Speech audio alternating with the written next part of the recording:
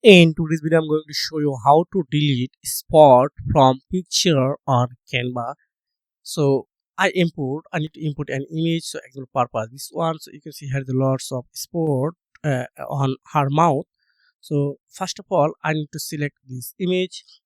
If you found this video helpful, please consider like and subscribing. Now click on edit button. Then you need to just click on this magic eraser. Then click on brush 40%, and if you have a specific uh, like one spot, you can select it smaller 5 10 and whatever you want. So you can see this is a bigger problem, and I select now it's called like 45, and now select the spot.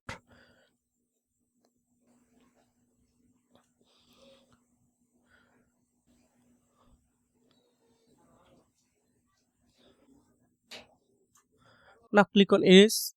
Wow, you can see it's already removed from her mouth. It's excellent, excellent, and excellent.